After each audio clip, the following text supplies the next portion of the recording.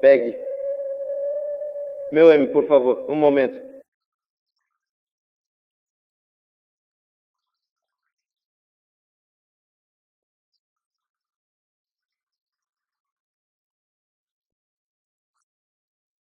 Israel, a terra prometida. Paradoxalmente, a situação geográfica do jovem Estado hebreu é extremamente precária. Uma faixa estreita de terra se abre ao sul para o deserto de Negev, 8.475 milhas quadradas, o equivalente a 3 departamentos franceses ou a um pequeno estado americano, estão entre o mar e um ambiente hostil. As vastas planícies desérticas que antes formavam uma janela natural para o Oriente agora são uma série de fronteiras fortificadas. Este é o território frágil que uma vez representou esperança para milhões de judeus e, em muitos aspectos, Israel é um verdadeiro paraíso.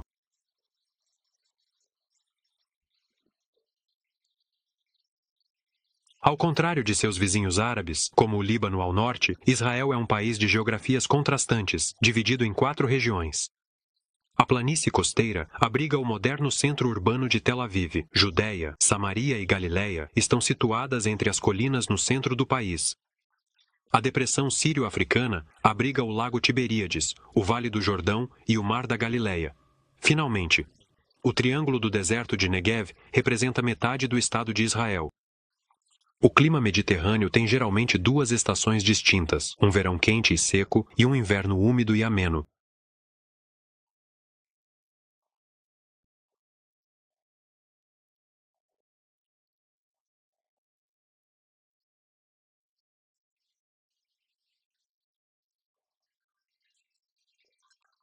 Localizada na costa mediterrânea, Tel Aviv, com 1 milhão de habitantes, é a maior cidade de Israel e seu centro econômico.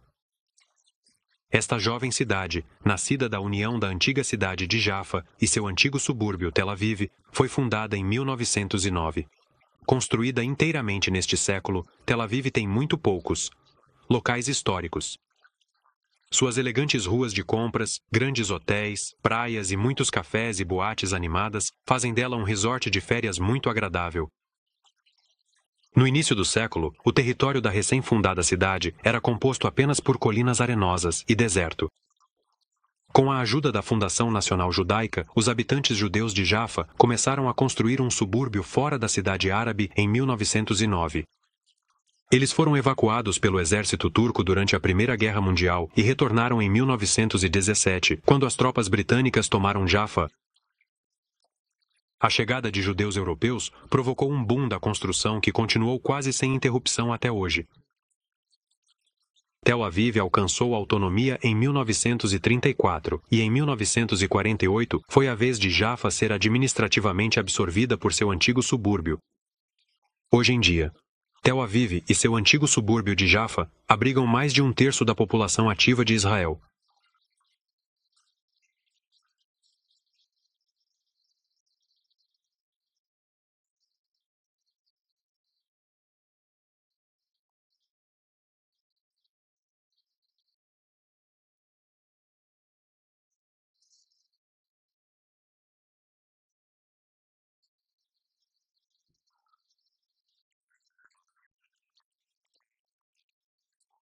Tel Aviv tem um enorme mercado, o Mercado Carmel, um maravilhoso suco oriental que contrasta dramaticamente com as ruas vizinhas, que se tornaram cada vez mais americanizadas.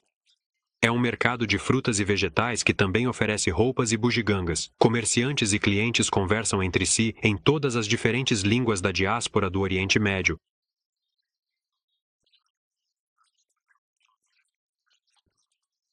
Em Israel, a agricultura emprega 71 mil pessoas, o que representa 4,2% da população ativa. Dentre eles, 27.300 são trabalhadores agrícolas, e metade deles é palestina. Graças à tecnologia agrícola moderna, Israel é autossuficiente em frutas e vegetais. Além disso, as exportações agrícolas constituem uma contribuição bem-vinda para a economia israelense. Mesmo o fechamento das fronteiras árabes significa os mercados para produtos israelenses ser buscados fora da região. 1,5 milhão de toneladas, 1/3 da produção de frutas cítricas, é exportado a cada ano. 75% da produção de abacate começou apenas em 1959, representando 48 mil toneladas exportadas a cada ano. A indústria de farinha, iniciada em meados da década de 1970, gera 150 milhões de dólares por ano e rivaliza com o líder mundial, a Holanda. Hebraico e árabe são as duas línguas oficiais em Israel, mas o inglês é comum. O francês é falado em alguns lugares, assim como todas as línguas da diáspora árabe.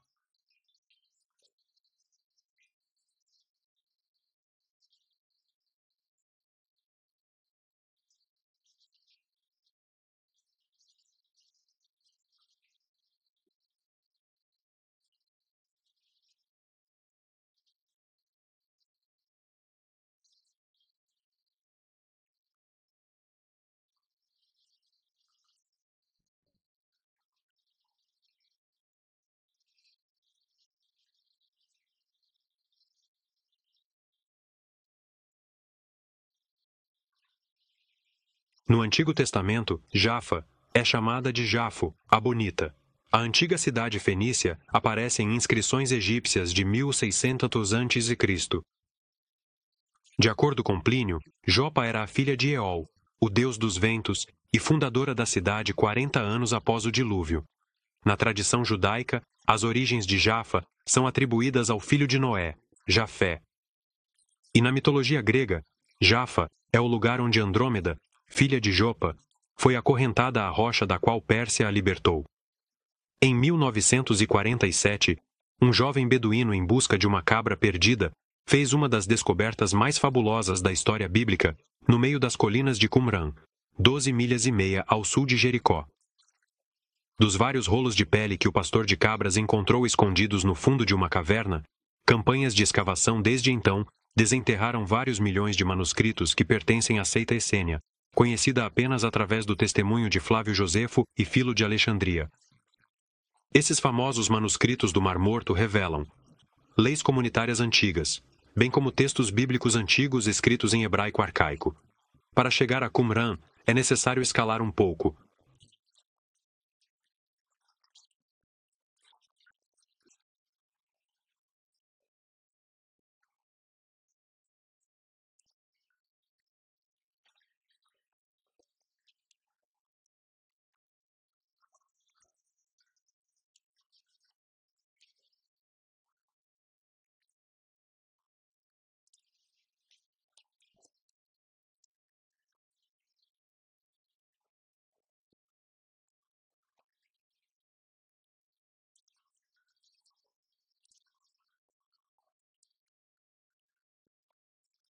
Este local foi ocupado de 150 a 68 a.C., o fim da primeira revolta judaica. Em seguida, tornou-se lar de uma guarnição romana. Os manuscritos da seita foram provavelmente escondidos nas cavernas antes da chegada dos romanos. Escavações subsequentes revelaram construções subterrâneas que, sem dúvida, abrigaram a comunidade judaica.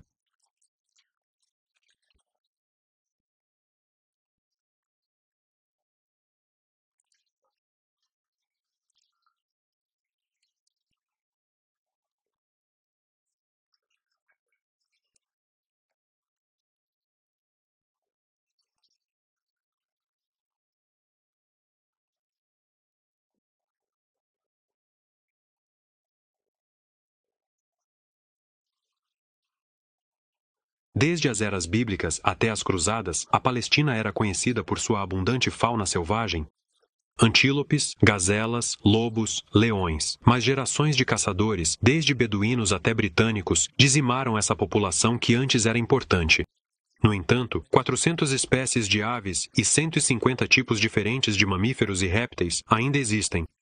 Na década de 1960, dois zoologistas apaixonados, Yuri Zahn e o general Yoff, assumiram a tarefa de reintroduzir os animais mencionados na Bíblia, em Israel.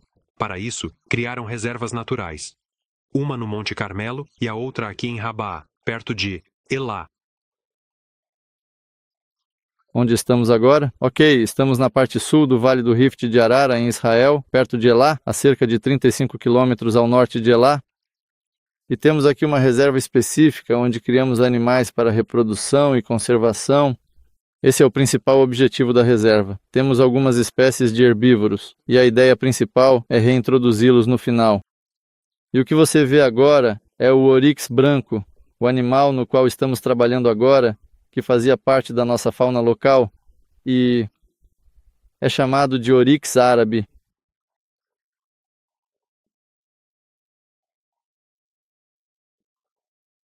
Esses homens estão encarregados da reserva e acompanham o desenvolvimento dos animais. Os animais permanecem selvagens e, para se aproximar ou tratá-los, os zoologistas muitas vezes precisam anestesiá-los.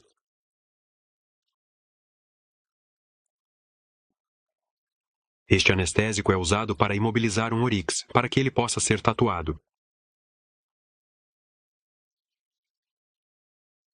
Os animais na reserva foram encontrados primeiro no exterior. Assim, 3 casais de onagros, burros selvagens asiáticos, foram importados da Mongólia. Avestruzes vieram da Etiópia. A história do oryx branco é bem diferente.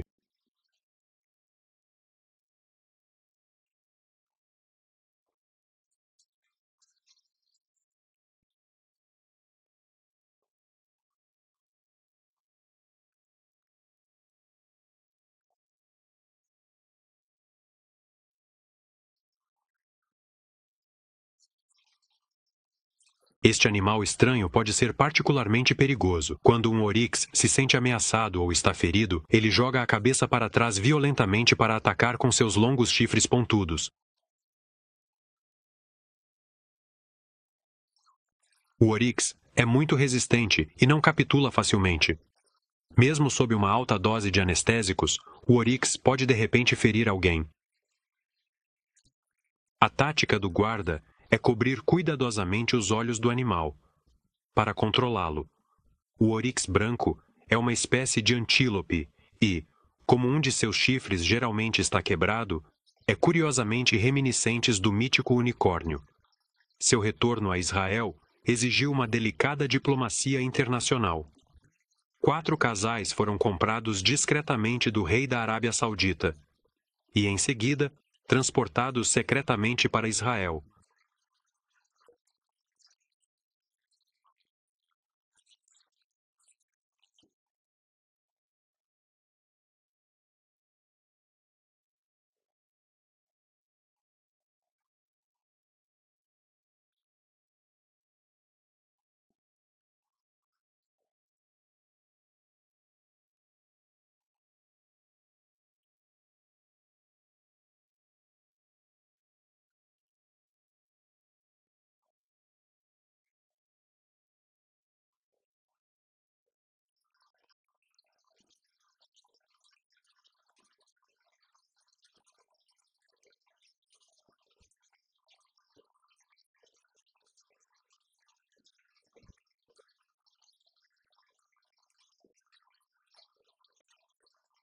Graças aos anestésicos, o oryx foi separado de seu rebanho. Ele será levado para ser tatuado por veterinários. A tatuagem permitirá que os guardas do parque identifiquem e acompanhem o oryx quando ele for devolvido ao rebanho. A tatuagem é necessária para regular os rebanhos e fornecer cuidados médicos a cada animal. Se este morrer, saberemos quem ele é e de onde veio. Os animais são agrupados de acordo com sua compatibilidade genética para a reprodução. Os veterinários cuidam do recém-nascido. Mais tarde, ele será tatuado e devolvido ao parque.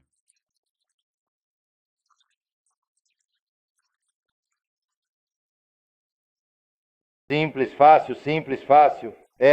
Querida, isso é uma carta? O quê? Isso é uma carta? Querida, só um momento, apenas Como ninguém sabia se eles se adaptariam ao novo ambiente em Israel ou não, a criação desta reserva animal de todos os tipos e algumas espécies extintas foi uma aposta ousada. Os resultados têm sido excelentes. Os onagros se aclimataram muito bem ao deserto de Negev, e as gazelas prosperam nas colinas de Golã. Na ausência de seus predadores naturais, os urites se multiplicaram e se tornaram um problema para os agricultores, cujas colheitas fornecem uma alimentação ideal para os animais.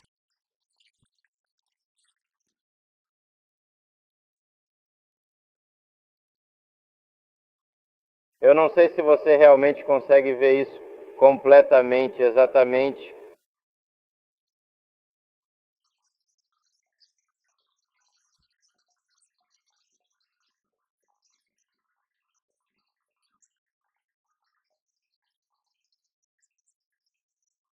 Então tem sido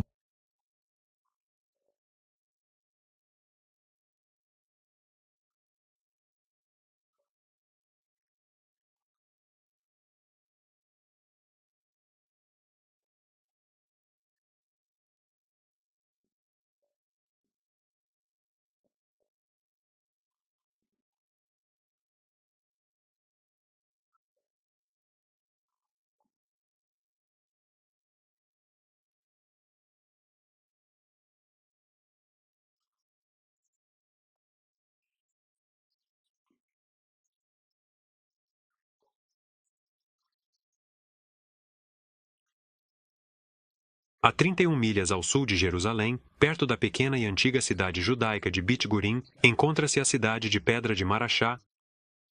Marachá era um local de comércio fortificado em 920 a.C. pelo rei da Judéia, Reboboam. A cidade de Pedra é um lugar surpreendente.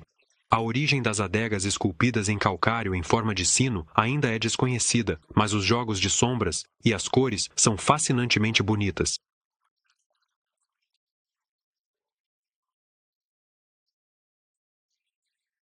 Timá está no deserto de Negev. Este parque natural é um vasto círculo de 23 milhas quadradas cercado por montanhas.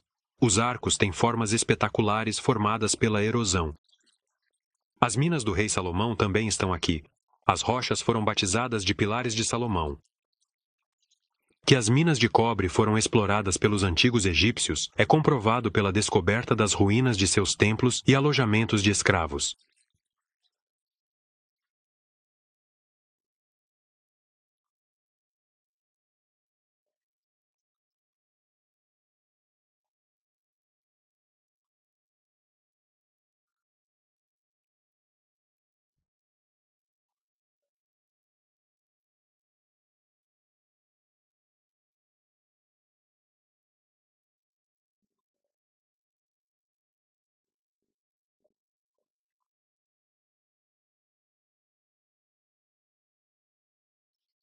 Capital de Israel e uma das cidades mais antigas do mundo, Jerusalém tem uma população de 400 mil.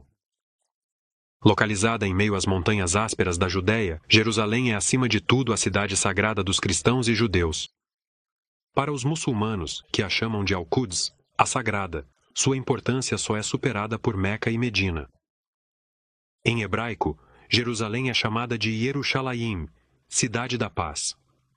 Mas conheceu muito poucos períodos pacíficos ao longo de sua história de 4.000 anos.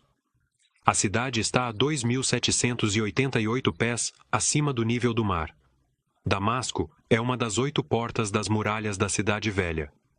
O nome árabe para esta porta é Bab el-Amud. Mas os cristãos a chamaram de Damasco, porque era o ponto de partida para a estrada que levava à capital síria. Os primeiros vestígios de Jerusalém datam de 1480 a.C. Jerusalém, o nome assírio, era então a capital de um principado dependente do Egito. Quando os judeus liderados por Davi tomaram o controle da cidade por volta de 1000 a.C., ela era a capital jebusita, Jebu. Davi a tornou sua capital e construiu a cidade de Davi. Em 165 a.C., Jerusalém tornou-se a capital do reino Asmoneu, que sucumbiu aos romanos quando Jerusalém caiu nas mãos de Pompeu, que proibiu os judeus de entrarem na cidade. Então, tornou-se uma cidade cristã e acabaria sendo invadida pelos árabes, tártaros, turcos e persas. Bope Abupe Adará, aprendendo sobre grandes tipos agora. Obrigado por estar vivo conosco hoje. Obrigado por estar aqui. A Igreja do Santo Sepulcro envolve o Calvário, o túmulo de Cristo e as últimas 5 estações da cruz. Alguns vestígios de colunas romanas permanecem na praça.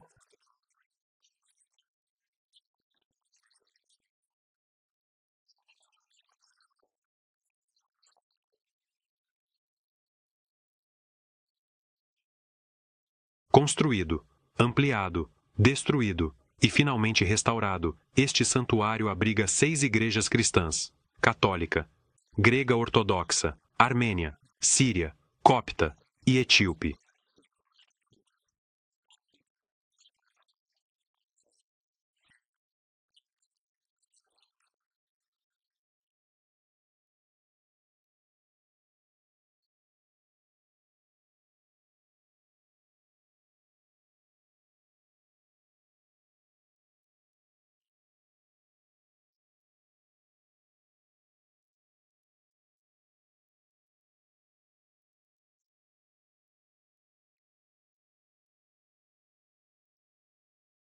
A Porta de Sião é a entrada para o antigo bairro judeu da cidade.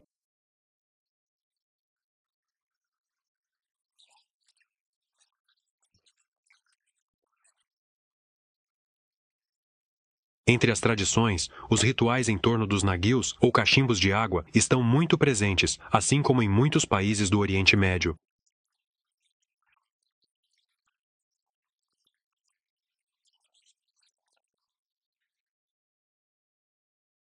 A Cidade Velha é totalmente pedonal, exceto por algumas pequenas ruas sob as muralhas. 2 visitas de meio-dia são recomendadas, a primeira para os bairros cristão e muçulmano, e a segunda para os bairros armênio e judeu. Como muitos locais estão fechados pela manhã, é melhor visitar a Cidade Velha à tarde.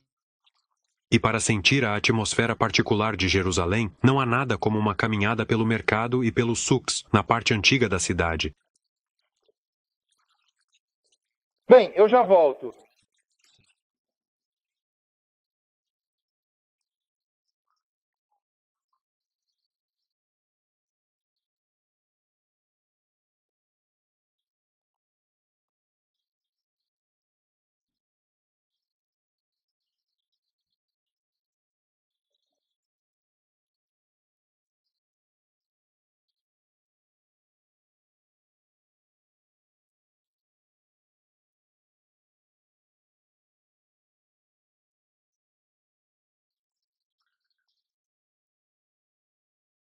Israel é uma mistura incrível de populações, raças, culturas e religiões. A demografia foi marcada por diferentes ondas de imigração. A população israelense foi estimada em 848 mil quando foi fundada em 1948. Dos 5 milhões de israelenses hoje, 700 mil são árabes. 90% da população israelense é urbana, uma das taxas mais altas do mundo.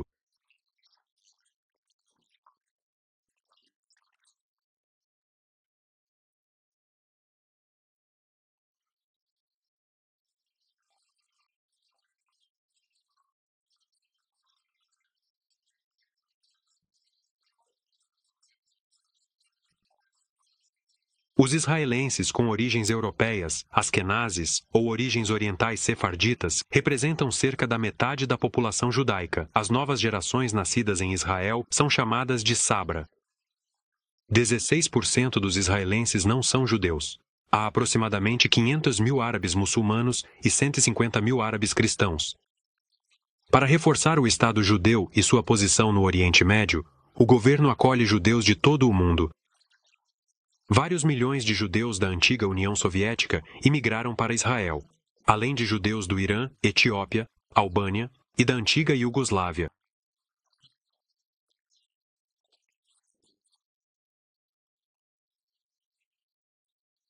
Os monges franciscanos estão estabelecidos em Jerusalém há muito tempo e organizam procissões tradicionais na cidade.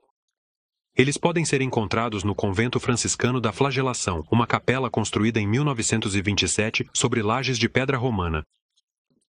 A Ordem Franciscana é uma ordem religiosa de mendicância, fundada por São Francisco de Assis, no século XII.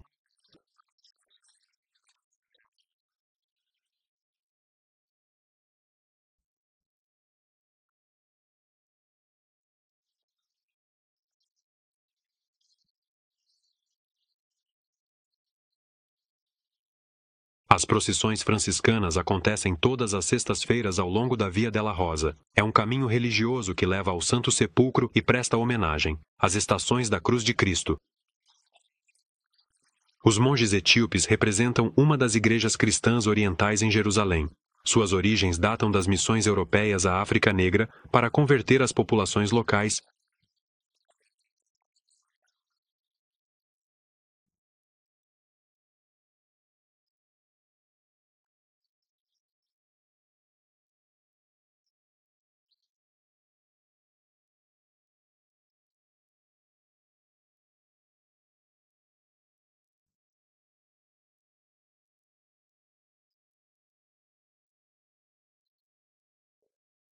A importância da religião muçulmana é particularmente clara na esplanada das mesquitas, com sua cúpula de pedra.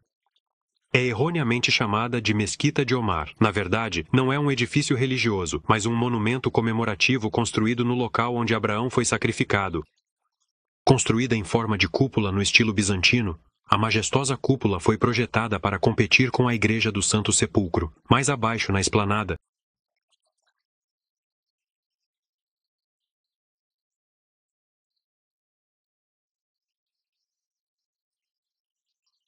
esta esplanada é um dos 3 lugares sagrados do Islã, um antigo santuário judaico. O local foi ocupado pelos romanos e mais tarde se tornou um lixão sob o domínio bizantino.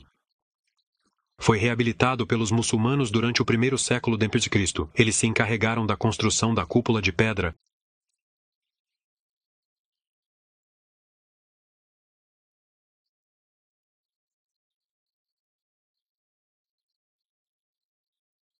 O exterior do edifício foi frequentemente restaurado, mas as decorações originais do interior permanecem.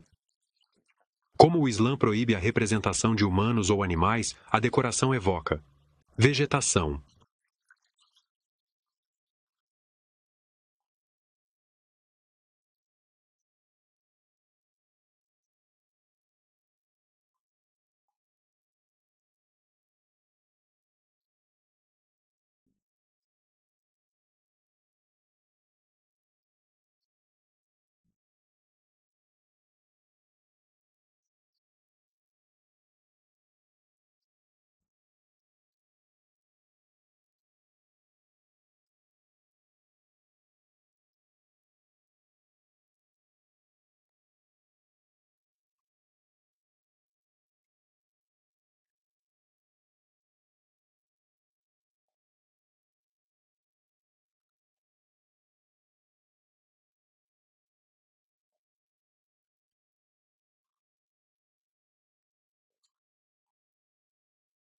Perto da porta de Jaffa, a Torre de David foi construída entre os séculos XIV e XVI. Hoje abriga o Museu de História da cidade.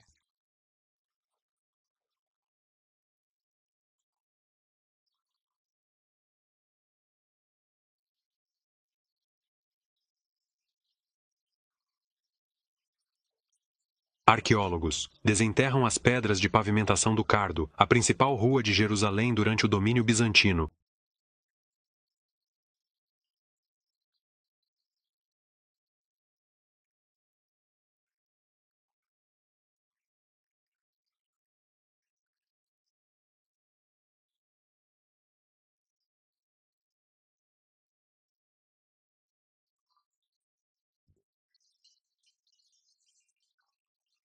As muitas sinagogas novas ou restauradas no meio do bairro judeu são um lembrete das sinagogas destruídas em batalha em 1948, durante a ocupação jordaniana de Jerusalém.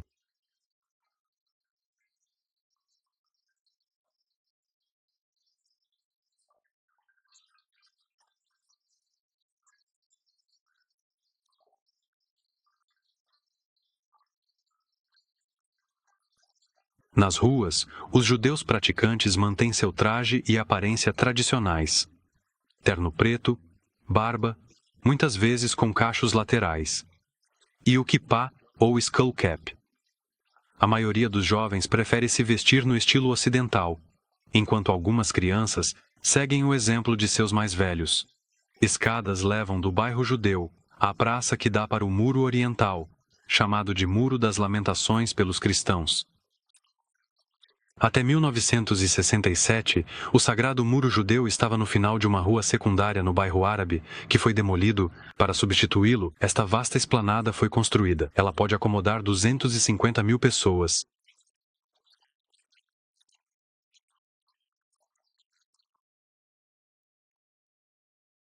Hoje, os judeus piedosos das yeshivas, ou escolas de Talmud, vêm em grupos para recitar textos sagrados, balançando seus corpos para dar ritmo à sua dicção. Para os judeus do mundo, o Muro Oriental permanece um símbolo nacional e religioso. Mesmo os não religiosos do mundo podem ser vistos se reunindo nas ruínas do Templo de Simão.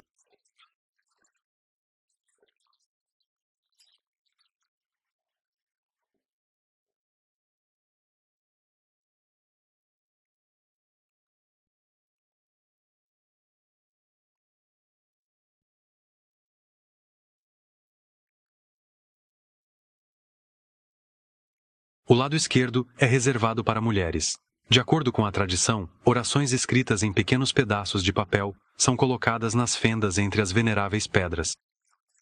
Há uma biblioteca para visitar perto do muro, que contém escritos judaicos e cópias da Torá que os celebrantes trazem e abrem nesta esplanada em todos os feriados.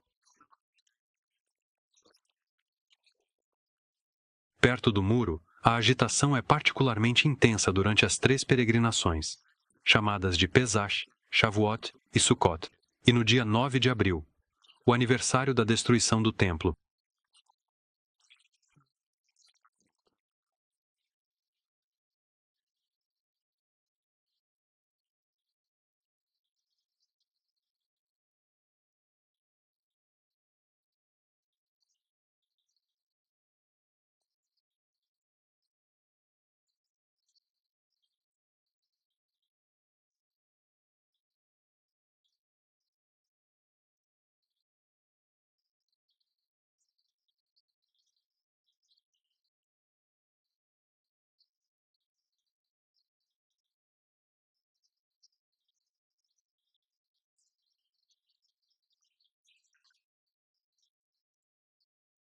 A Torá é o texto essencial da fé judaica. Mais do que a épica do povo escolhido por Deus para testemunhar suas realizações, a Torá repete incessantemente a aliança selada entre Yahvé e os filhos de Abraão. Os hebreus buscaram um rei contra a vontade dos profetas, que brandiam a Torá como o único soberano. Os hebreus foram eventualmente deportados para os rios da Babilônia, onde foram deixados para meditar sobre os pecados que causaram seu exílio, tendo apenas a Torá como companheira e guia.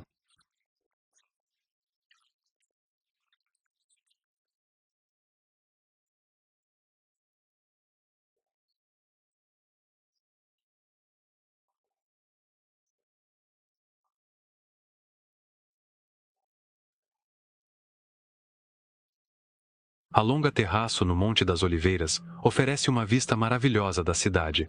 As encostas que descem do Monte das Oliveiras são cobertas pelo maior e mais antigo cemitério judaico do mundo, pelo qual Jesus entrou em Jerusalém no Domingo de Ramos. Os cristãos, cuja reverência pelo lugar remonta ao período bizantino, construíram muitos santuários aqui.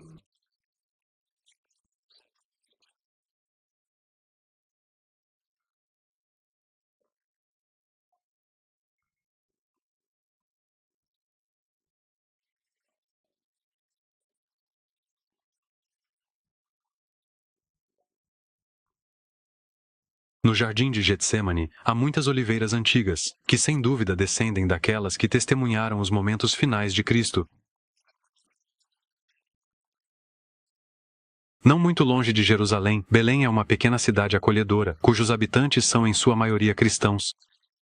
A Igreja da Natividade é o primeiro lugar a visitar, construída no local onde Jesus nasceu. As partes mais antigas da igreja foram construídas no século IV.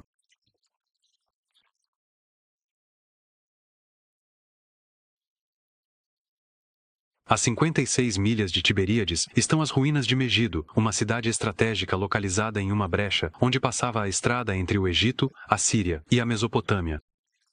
Os faraós, os invasores romanos de Simão. E os cruzados todos cruzaram caminhos aqui. Em Nazaré, o anjo Gabriel contou a Maria sobre a concepção milagrosa. Jesus passou seus primeiros anos aqui. Quando anunciou na sinagoga que era o Messias, foi forçado a deixar a cidade. A Basílica da Anunciação está localizada acima da caverna, onde o nascimento de Jesus foi anunciado pela primeira vez. Ao lado da igreja de São Gabriel está a Fonte de Maria. Entre todos os lugares sagrados em Nazaré, a Fonte de Maria é a mais autenticada. Historicamente, esta era a única fonte de água do subúrbio, e todas as mulheres, incluindo Maria, vinham coletar água. Nazaré foi posteriormente conquistada pelos muçulmanos e hoje é a segunda maior cidade árabe em Israel, depois de Jerusalém.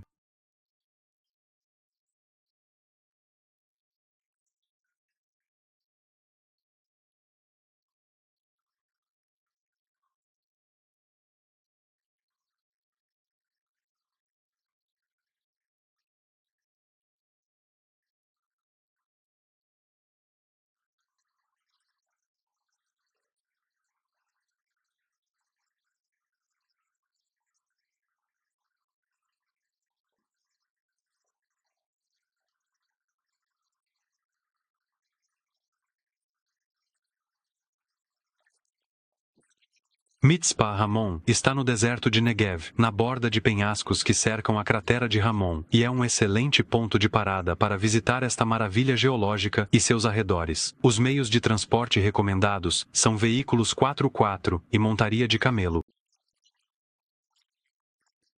Criada em 1954, Mitzpah Ramon é uma cidade pioneira que cresceu no meio do deserto. Sua população de 6.000 pessoas inclui judeus sefarditas do norte da África e imigrantes russos. Simão, o condutor de camelos, escolheu viver aqui, longe da civilização.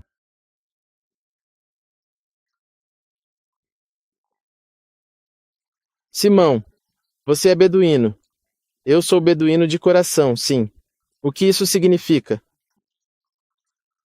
Eu acho que significa ter liberdade no deserto. Você tem liberdade no deserto? Muito, sim. O que é ser beduíno? Ser beduíno hoje é bem diferente de algum tempo atrás. Por quê? Por quê? Porque os tempos estão mudando e a vida simples foi esquecida. Então as pessoas hoje não são como eram antes. Não, não realmente. Explique isso. As pessoas têm terras de pastagem limitadas. Suas casas não são feitas. Fora. De cabelo de cabra mais. Assim, estendendo-se por 4.635 milhas quadradas, o deserto de Negev ocupa metade do estado de Israel. Embora careça da dimensão dos grandes desertos árabes e africanos, o Negev é um laboratório geográfico de terrenos desérticos, incluindo dunas, cânions, oásis e planícies altas. Como você organiza seu dia? Eu organizo meu dia. Eu acordo de manhã, venho, ver o camelo, olho para os bebês, verifico.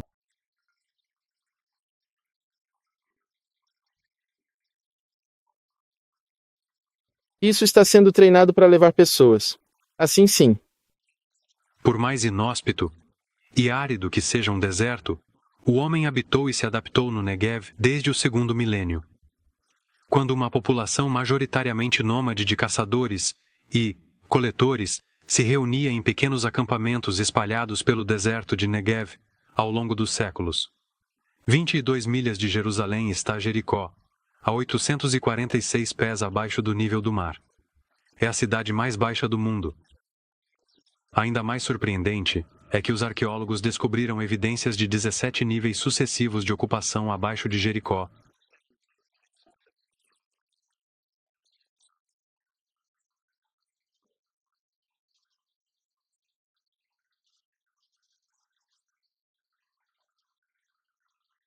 O Parque Arqueológico de Hisham envolve as ruínas de um palácio muçulmano construído pelo sultão Hisham em 700 n.C. Os soberanos da época tinham o hábito de construir pequenos pavilhões de caça fora das cidades para estarem mais próximos do deserto de onde vinham.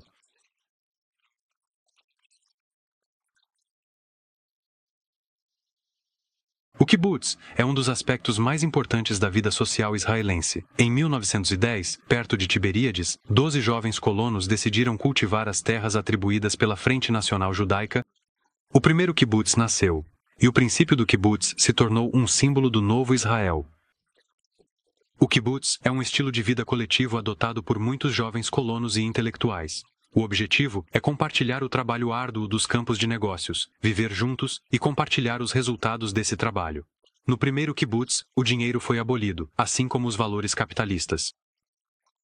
Hoje, os kibbutzim trabalham de acordo com o mesmo princípio, mesmo que tenham mudado. Os membros ainda vêm e se ajudam livremente na loja do kibbutz, mas recebem uma quantia em dinheiro todo mês. Alguns kibbutzim são, de fato, empreendimentos prósperos, cujos membros estão livres das limitações da vida social e econômica tradicional fora do kibbutz. Hoje, os kibbutzim estão unidos em meia dúzia de federações, cada uma com sua própria afiliação política.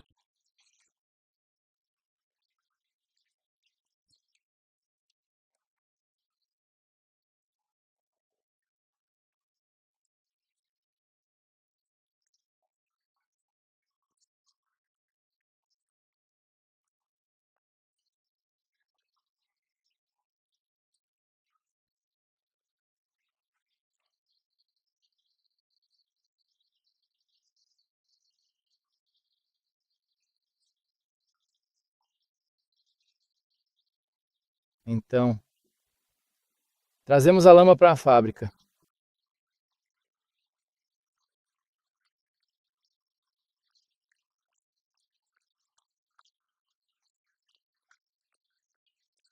Onde você mora? Eu moro em um kibutz com um objetivo especial, especificamente, no Mar Morto. Você gosta de viver em um kibutz? Sim. Este lugar adorável, você tem muito estilo nele.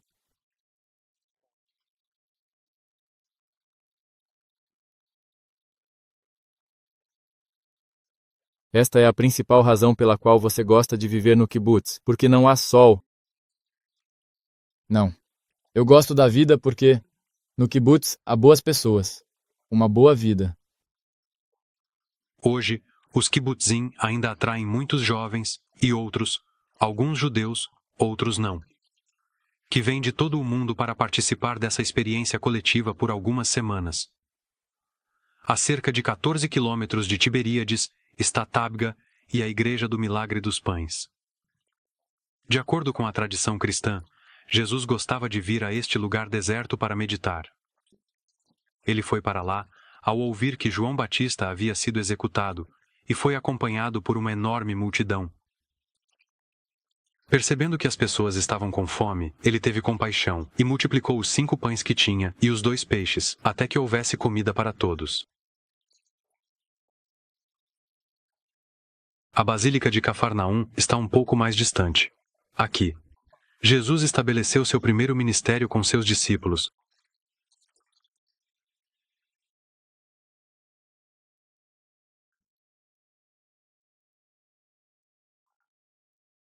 O Mar Morto é uma das maravilhas de Israel e uma das maravilhas geológicas do Oriente Médio. Está localizado a 1.614 pés abaixo do nível do mar. Sua concentração de sal de 25% é 20% menor do que a do mar Mediterrâneo. Então, enquanto não sustenta a vida, um nadador pode flutuar nele sem esforço. O Mar Morto não tem efluentes e está gradualmente, constantemente, evaporando devido às altas temperaturas. Não é surpreendente que a salinidade excepcional do Mar Morto tenha favorecido o desenvolvimento da indústria do sal.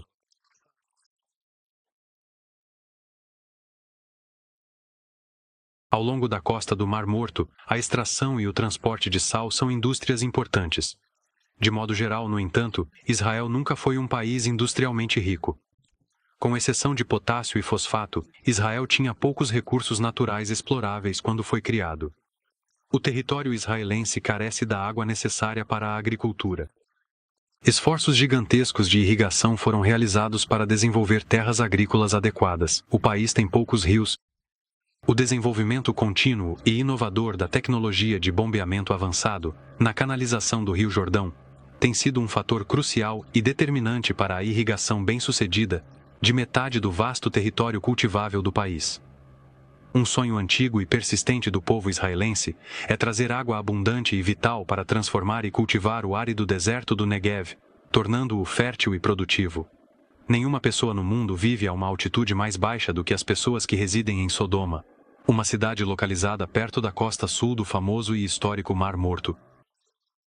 As cavernas de sal de Sodoma se estendem até um caminho de túnel na extremidade da montanha.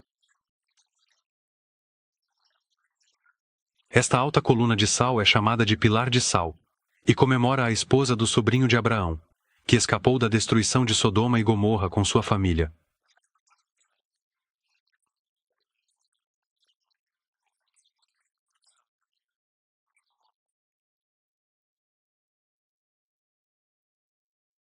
Localizada às margens do lago de mesmo nome, Tiberíades é a capital da Galileia. Situada na linha de falha sírio-africana, Tiberíades sofreu terríveis terremotos. Mas desde os tempos romanos, esta cidade é apreciada por seu clima, fontes minerais e lago. Para comemorar a passagem de Cristo e a origem de alguns de seus discípulos, um mosteiro de apóstolos gregos foi estabelecido aqui, e a região ao redor do lago abriga um número incrível de estátuas religiosas. Hoje, é um importante porto marítimo. Situada em uma das montanhas mais altas da Alta Galileia, está a pitoresca cidade de Safed, onde muitos artistas se estabeleceram para pintar e expor suas obras. Uma vez deserta e habitada apenas por alguns rabinos, Safed abriga muitas sinagogas. A mais conhecida é a sinagoga de Joseph Caro.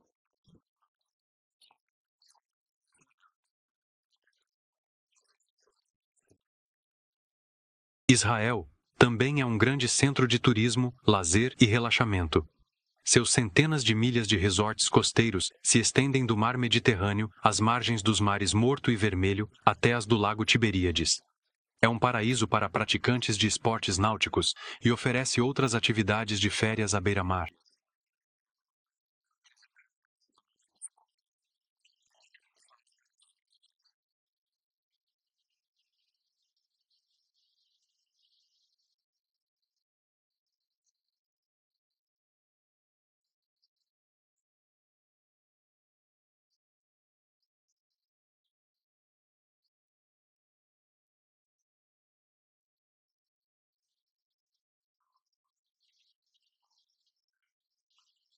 Para os mergulhadores, ela é um dos lugares mais conhecidos do mundo. No extremo sul de Israel, junto ao Mar Vermelho, o ecossistema aquático aqui é excepcional e atrai mergulhadores de todo o mundo. Você pode até cruzar caminhos com um golfinho.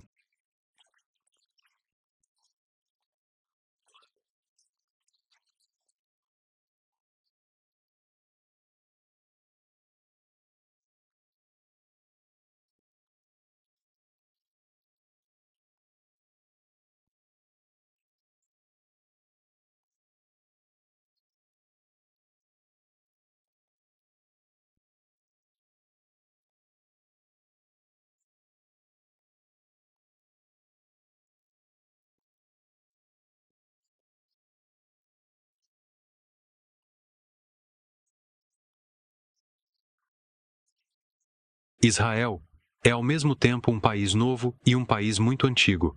Do Rio Jordão ao Mar Morto e se estendendo até as margens do Mar Vermelho, oferece uma jornada emocional no tempo. Poucos conseguem resistir ao charme da Terra Prometida e seus 5.000 anos de história humana.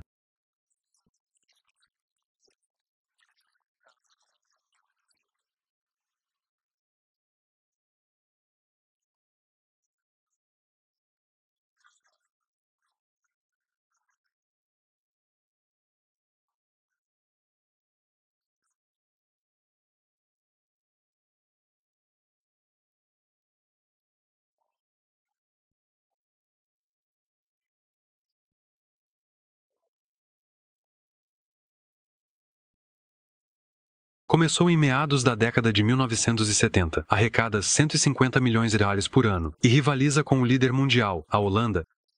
O hebraico e o árabe são as duas línguas oficiais em Israel, mas o inglês é comum. O francês é falado em alguns lugares, assim como todas as línguas da diáspora árabe.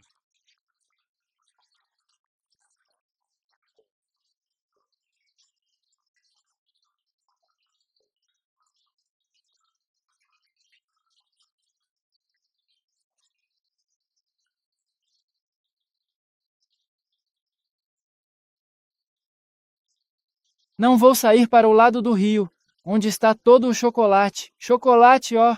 Prometa, prometa, dê a ela um petisco. Não quero ficar com ela. Vá em frente.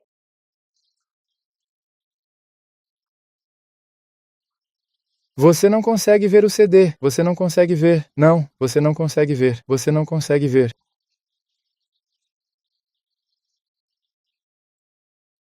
No Antigo Testamento, Jafa é chamada de Jafo, a bonita.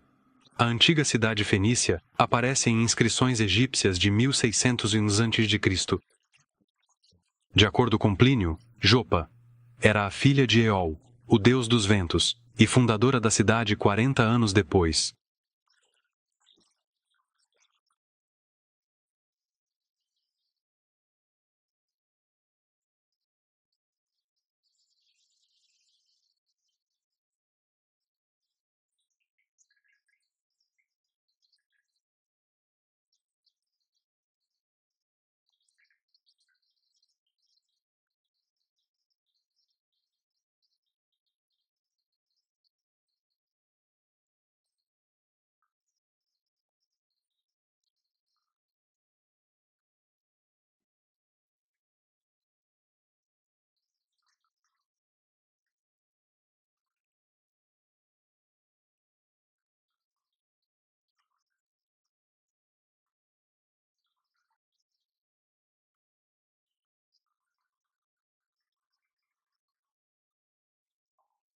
Israel, a terra prometida.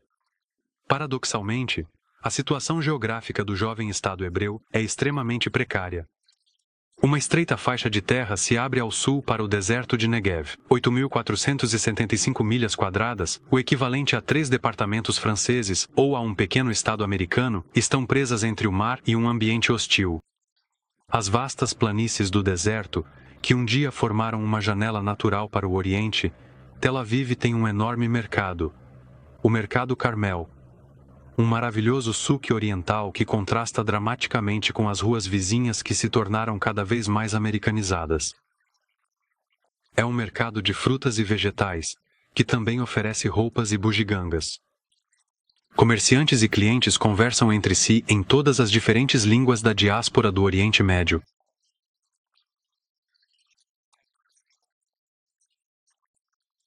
Em Israel, a agricultura emprega 71 mil pessoas, ou 4,2%, da população ativa. Dentre eles, 27.300 são trabalhadores agrícolas, e metade destes são palestinos. Graças à tecnologia agrícola moderna, Israel é autossuficiente em frutas e vegetais. Além disso, as exportações agrícolas constituem uma contribuição bem-vinda para a economia israelense, mesmo que o fechamento das fronteiras árabes signifique que os mercados para produtos israelenses devem ser buscados fora da região.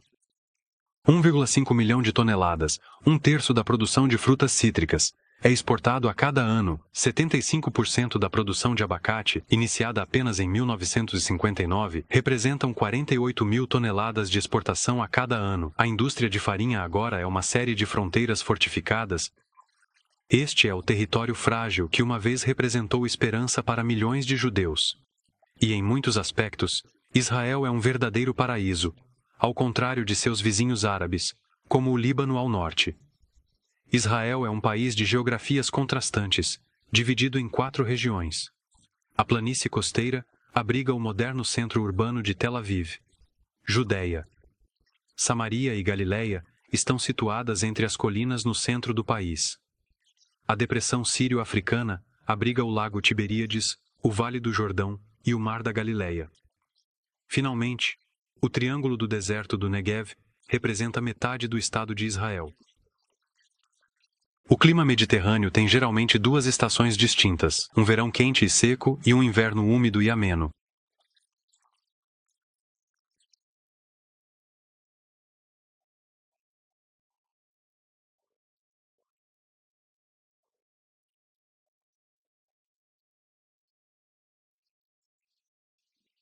Localizada na costa do Mediterrâneo, Tel Aviv, com 1 milhão de habitantes, é a maior cidade de Israel e seu centro econômico. Esta jovem cidade, nascida da união da antiga cidade de Jaffa e seu antigo subúrbio Tel Aviv, foi fundada em 1909. Construída inteiramente neste século, Tel Aviv tem muito poucos locais históricos. Suas elegantes ruas de compras, grandes hotéis, praias e muitos cafés e boates animadas fazem dela um resort de férias muito agradável. No início do século, o território da recém-fundada cidade era composto apenas por colinas arenosas e deserto.